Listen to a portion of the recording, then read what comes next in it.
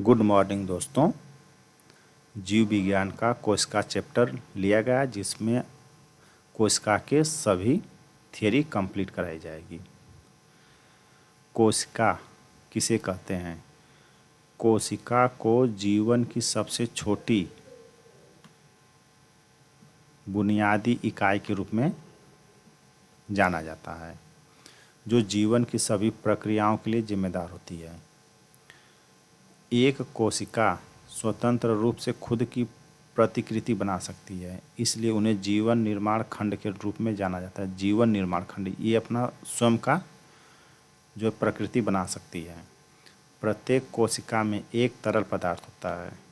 क्या होता है? तरल पदार्थ, जिसे कोशिका द्रव्य कहा जाता है, जो एक झिल्ली से घिरी होती है। कोशिका द्रव्य में प्रोटीन, न्यूक्लिक एसिड और लिपिड पाई जाती है। ध्यान रखिएगा। कोशिका क्या है? कोशिका जीवन की संरचनात्मक और मौलिक इकाई है। कोशिका की मूल संरचना से लेकर हर कोशिका अंग के कार्यों तक के अध्ययन को कोशिका जीव विज्ञान कहा जाता है। रॉबर्ट हुक पहले जीव विज्ञानी थे जिन्होंने कोशिका की खोज की थी। सभी जीव कोशिकाओं से बने होते हैं। अब इसमें देखिए, कोशिका की खोज किसने की थी? रॉबर्ट हुक ने की। ये है, वे एक कोशिका या एक कोशिकी या कई कोशिकाओं या बहुकोशिकीय से बने हो सकते हैं। माइकोप्लाज्मा सबसे छोटी कोशिका होती है। अब तक की ज्ञात सबसे छोटी कोशिका कौन सी है? माइकोप्लाज्मा है। बैक्टीरिया की तुलना में मनुष्य में कोशिकाओं की संख्या ज़्यादा होती है। बैक्टीरिया की तुलना में कोशिका की संख्या मनुष्य में ज़्यादा होती है। रॉबर्ट हुक ने 1665 में कोशिका की खोज की थी। 1883 में स्कॉटिश वनस्पति शास्त्री रॉबर्ट ब्राउन ने कोशिका संरचना के बारे में सबसे पहले जानकारी दी। कोशिका जीवधारियों की संरचनात्मक एवं क्रियात्मक इकाई है। कोशिका सिद्धांत को स्लाइडेन तथा स्वान ने प्रस्तुत किया। अब यहाँ पे देखिए, कोशिका की खोज किसने की? रॉबर्ट हुक ने की। कब की थी? 1665 में। कोशिका संरचना की सबसे पहले जानकारी या सबसे पहले किसने बताया? तो वो थे रॉबर्ट ब्राउन थे। कोशिका जीवधारियों की संरचनात्मक इकाई एवं क्रियात्मक इकाई है। कोशिका सिद्धांत किसने दिया था? स्लाइडेन और स्वान ने दिया था। ये कोशिका है जिसमें आपको सभी पॉइंट्स दिए गए हैं। ये आपका रहा कोशिका भित्ति। ये आपकी कोशिका भित्ति है। ये आपका हरित लवक है। ये आपकी जालियाँ, अंतःप्रावित जालियाँ होती हैं। ये आपका जो है गाल्जिका है। ये जो पॉइंट है, ये कोशिका झिल्ली आपकी हो गई। ये आपका रिक्तिकी है। ये आपका यहाँ से सेंटर, ये जो है आपका केंद्रक हो गया। साइटोप्लाज्मा ये है आपकी साइटोप्लाज्मा, और राइबोसोम आपका ये है जो आपका ये राउंड की तरह इस तरह से घिरा है। देखिए यहाँ पे हम राउंड कर दें ये। और माइटोकॉन्ड्रिया ये आपकी जो है, ये माइटोकॉन्ड्रिया है आपकी। नेक्स्ट है कोशिका की विशेषता। कोशिका की विशेषता क्या है? कोशिकाएं किसी जीव के शरीर को संरचनात्मक और सहारा प्रदान करती हैं। कोशिका क्या करती हैं? संरचनात्मक सहारा प्रदान करती है किसी भी शरीर को। कोशिका का आंतरिक भाग अलग अलग झिल्ली से घिरे विभिन्न व्यक्तिगत अंगों में संगठित होता है। ठीक है।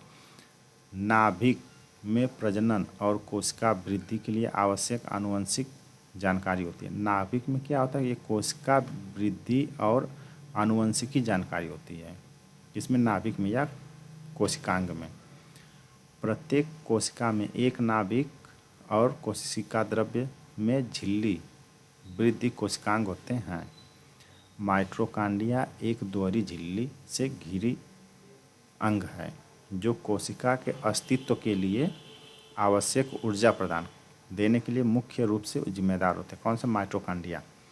लाइसोसोम कोशिका में अवांछित पदार्थों को पचाते हैं। ये लाइसोसोम क्या है? कोशिका में जो अवांछित पदार्थ आते हैं उनको पचा देता है। एंडोप्लाज्मिक रेटिकुलम चुनिंदा अणुओं को संश्लेषित करके और उन्हें उचित स्थानों पर संसाधित या निर्देशित और क्रमबद्ध करके कोशिका के आंतरिक संगठन में महत्वपूर्ण भूमिका निभाता है। कोशिका को मुख्यतः दो प्रकार में वर्गीकृत किया जाता है। पहला है प्रोकैरियोटिक और दूसरा है यूकैरियोटिक। फर्स्ट में प्रोकैरियोटिक ये आपकी कोशिकाएं दी गई हैं प्रोकैरियोटिक की।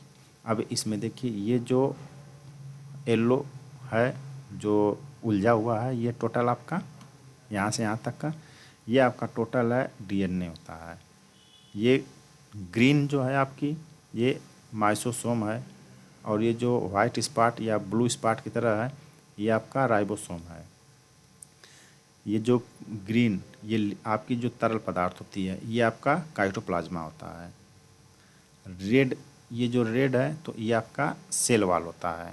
जो रेड से हर तरफ से एक लाइनिंग है वो आपकी सेल वॉल है और पीला जो है आपका कैप्सूल माना जाता है इसको। और प्लाज्मा मेम्ब्रेन्स कौन से हैं? ये आपकी हैं। ठीक। अब कोशिका की प्रोकैरियोटिक कोशिका में अब जो है क्या क्या है ये देखिए। प्रोकैरियोटिक कोशिकाओं में कोई नाभिक नहीं होता है। ध्यान रखें प्रोकैरियोटिक कोशिका में नाभिक नहीं होता है। इसके बजाय कुछ प्रोकैरियोटिक जैसे बैक्टीरिया में कोशिका के भीतर एक क्षेत्र होता है। ये जो बैक्टीरिया इसमें अक्सर के बैक्टीरिया ही पाए जाते हैं। इनके भीतर जो कोशिका के भीतर क्या होता है एक क्षेत्र पाया जाता है जहाँ आनुवंशिक सामग्री स्वतंत्र रूप से निलंबित हो सके। इस क्षेत्र को न्यूक्लियोटाइड कहा जाता है। जैसे में आर्किया बैक्टीरिया और साइनोबैक्टीरिया में ये पाया जाता है। साइनोबैक्टीरिया हम नीलहरित शैवाल को बोलते हैं, ये ध्यान रखिएगा। कोशिका का आकार कितना होता है? 0.1 से 0.4 माइक्रोमीटर व्यास तक होता है।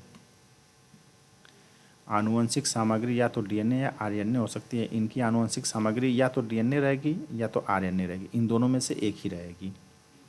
प्रोकैरियोटिक आमतौर पर द्विविभाजित द्वारा प्रजनन होता है। क्या होता है? द्विविभाजन द्वारा प्रजनन करते हैं। प्रोकैरियोटिक में जितने भी जीव आएंगे या तत्व आएंगे वो सभी द्विविभाजन द्वारा प्रजनन करते हैं, जो अलैंगिक प्रजनन का एक रूप है। ये अलैंगिक प्रजनन का एक रूप है।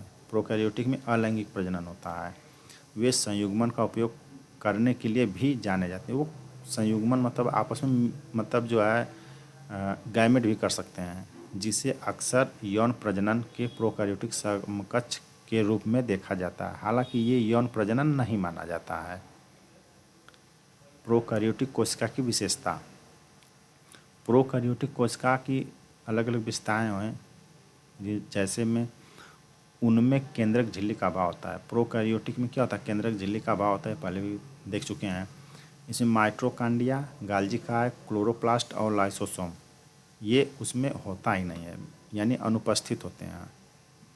आनुवंशिक पदार्थ एकल गुणसूत्र पर आधारित होता है। प्रोकैरियोटिक क्या है? एकल गुणसूत्र पर आधारित होते हैं। यूकैरियोटिक गुणसूत्रों के महत्वपूर्ण घटक हिस्टोन प्रोटीन भी उनमें कमी होती है। प्रोकैरियोटिक में कोशिका भित्ति कार्बोहाइड्रेट और अमीनो एसिड से बना होता है। कोशिका भित्ति किससे बनी होती है? कार्बोहाइड्रेट और अमीनो एसिड से बनी होती है।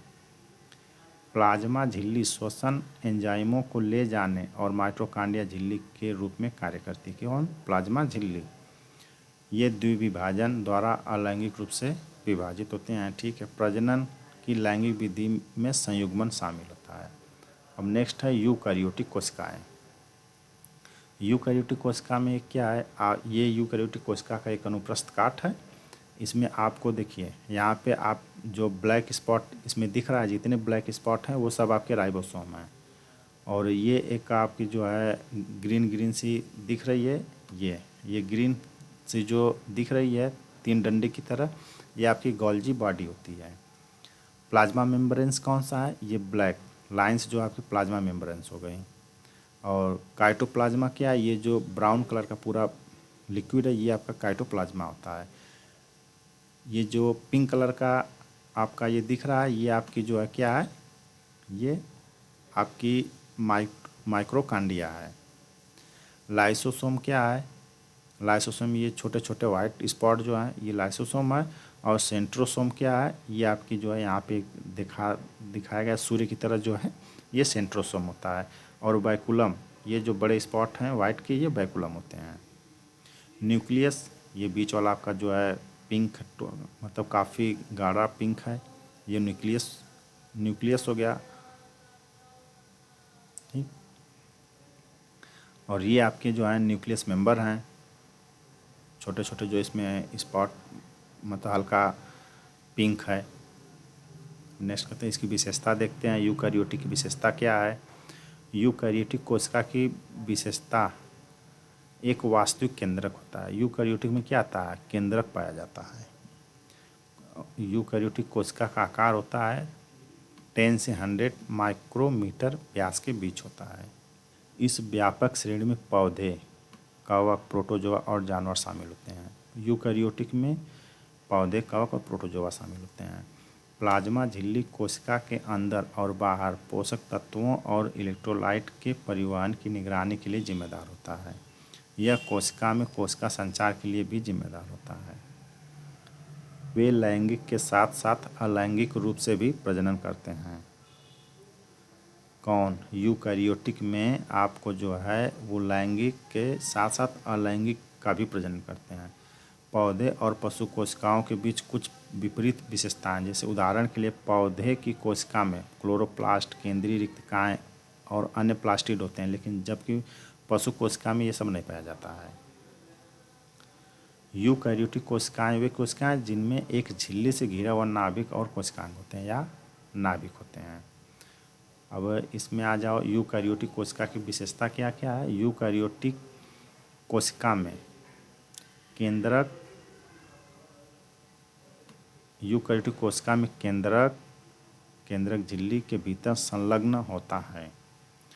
कोशिका में माइटोकांड्रिया होता है। यूकैरियोटिक कोशिका में फ्लैगेल्ला और सिलिया गतिशील अंग है। कोशिका भित्ति यूकैरियोटिक कोशिका की सबसे बाहरी परत है। कोशिका भित्ति जो है यूकैरियोटिक कोशिका की सबसे बाहरी परत कौन सी है? कोशिका भित्ति है। कोशिकाएं माइटोसिस नामक प्रक्रिया द्वारा विभाजित होती है। कोशिका किसके द्वारा विभाजित होती है? माइटोसिस नामक प्रक्रिया द्वारा विभाजित होती है। यूकैरियोटिक कोशिकाओं में साइटोस्केलेटस संरचना होती है, यानी कि यूकैरियोटिक कोशिका में कैसी संरचना होती है? साइटोस्केलेटल संरचना होती है। केंद्रक में एकल रेखीय डीएनए होता है। यूकैरियोटिक में एकल डीएनए रेखीय होता है और समस्त आनुवंशिक की जानकारी का वहन भी करता है। कोशिका संरचना क्या है आपकी? कोशिका संरचना में जीवन की प्रक्रियाओं को पूरा करने के लिए आवश्यक विशिष्ट कार्यों वाले अलग अलग घटक शामिल होते हैं, जैसे कोशिका भित्ति, कोशिका झिल्ली, कोशिका द्रव्य, नाभिक और कोशिका अंग। ये कोशिका की संरचना है, इनसे मिलकर कोशिका संरचना होगा। कोशिका झिल्ली क्या है?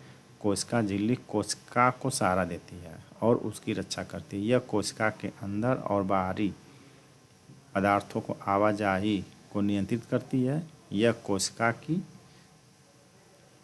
कोशिका को बाहरी वातावरण से अलग करती है। कोशिका झिल्ली सभी कोशिकाओं में मौजूद होती है। कोशिका झिल्ली कोशिका का बाहरी आवरण होता है, जिसके भीतर कोशिका द्रव्य और नाभिक जैसे अन्य सभी अंग बंद होते हैं। इसे प्लाज्मा झिल्ली भी कहा जाता है। इसके अलावा कोशिका झिल्ली सेल्यूलर घटक को क्षति और रिसाव से बचाता है। यह दो कोशिकाओं के बीच तथा कोशिका और उसके आसपास के वातावरण के बीच दीवार जैसी संरचना बनाता है। पौधे स्थिर होते हैं, इसलिए उनकी कोशिका संरचना उन्हें बाहरी कारकों से बचाने के लिए अच्छी तरह से अनुकूलित होती हैं। कोशिका भित्ति इस कार्य को सुदृढ़ करने में मदद करता है, यानी मजबूत करने में कोशिका भित्ति इसको मजबूत करने में मदद करता है। कोशिका भित्ति क्या है? कोशिका भित्ति पौधों की कोशिका संरचना का सबसे प्रमुख हिस्सा है। यह सेल्यूलोज हेमीसेल्यूलोज और पैक्टिन की बनी होती है। कोशिका भित्ति किसकी बनी होती है? सेल्यूलोज, हेमीसेल्यूलोज और पैक्टिन की बनी होती है। कोशिका भित्ति विशेष रूप से पादप कोशिका में मौजूद होते हैं। किसमें? कोशिका भित्ति किसमें पाया जाता है? पादप कोशिकाओं में मौजूद होते हैं। यह प्लाज्मा झिल्ली और अन्य कोशिका घटकों की सुरक्षा करती है। कोशिका भित्ति पादप कोशिकाओं की सबसे बाहरी परत भी होती है। यह कोशिका झिल्ली के चारों ओर एक कठोर एवं कड़ी संरचना प्रदान करती है। यह कोशिकाओं के आकार और सहारा प्रदान करती है, यानी कोशिका के आकार और सहारा प्रदान करती है और इन्हें यांत्रिक झटकों और चोटों से भी बचाती है। कोशिका भित्ति जो है यांत्रिक झटके और चोट से भी बचाती है। कोशिका द्रव्य क्या है? कोशिका द्रव्य एक मोटा पारदर्शी जैली पदार्थ होता है। कोशिका द्रव्य आपकी जो मोटा पदार्थ जैली होता है जो कोशिका झिल्ली के अंदर मौजूद है। कोशिका द्रव्य किसके अंदर मौजूद होता है? कोशिका झिल्ली के अंदर। किसी कोशिका के भीतर अधिकांश रासायनिक प्रक्रिया इसी कोशिका द्रव्य में होती है। कोशिकांग अंगक जैसे कि अन्य प्रद्रव्य जालिका, रिक्तिका, माइटोकॉन्ड्रिया, राइबोसोम इस कोशिका द्रव्य में निलंबित रहते हैं। नाभिक केंद्र में कोशिका का आनुवंशिक पदार्थ डीएनए होता है। यह कोशिकाओं को बढ़ने, परिपक्व होने, विभाजित होने और मरने के संकेत को भेजता है या बताता है। नाभिक नाभिकीय आवरण से घिरा होता है। नाभिक जो नाभिकीय आवरण से घिरा होता है। डीएनए को कोशिका के शेष भाग से अलग करता है। केंद्रक डीएनए की रक्षा करता है और पौधों की कोशिका संरचना का एक अभिन्न घटक है। ये आपका रहा सेंट्रल यानी केंद्र नाभिक है। अब ये न्यूक्लियस और ये न्यूक्लियस पोर, न्यूक्लियोप्लाज्मा, ये जो ग्रीन सा ये प्लाज्मा हो गया, और ये क्रोमोसोम जो है रस्सी की तरह दिख रहा है क्रोमोसोम है, और ये न्यूक्लियर मेम्ब्रेन है जो येलो टाइप है। कोशिका अंग और उनके कार्य क्या क्या हैं?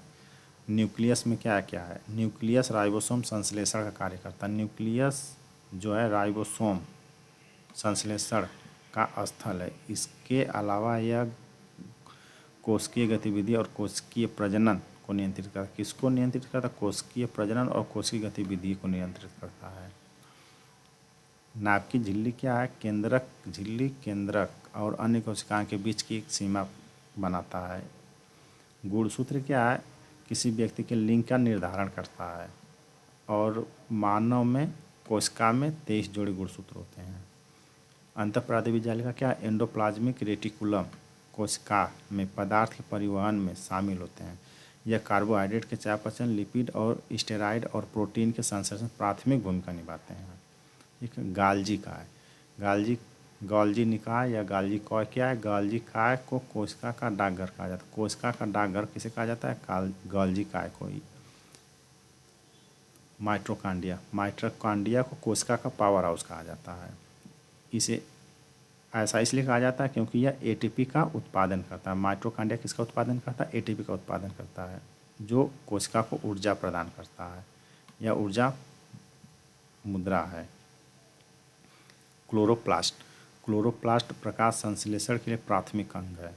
इसमें क्लोरोफिल नामक वर्णक पाया जाता है। क्लोरोफिल नामक वर्णक क्लोरोप्लास्ट में पाया जाता है। लाइसोसोम कोशिका में प्रवेश करने वाले विदेशी निकायों को अवशोषित करके कोशिका की रक्षा करते हैं और कोशिका नवीकरण में मदद करते हैं। इसलिए उन्हें कोशिका की आत्महत्या बैग के रूप में या आत्महत्या थैली के रूप में किसे जाना जाता है? लाइसोसोम को। प्लीज़ दोस्तों चैनल को लाइक, सब्सक्राइब एंड शेयर करें।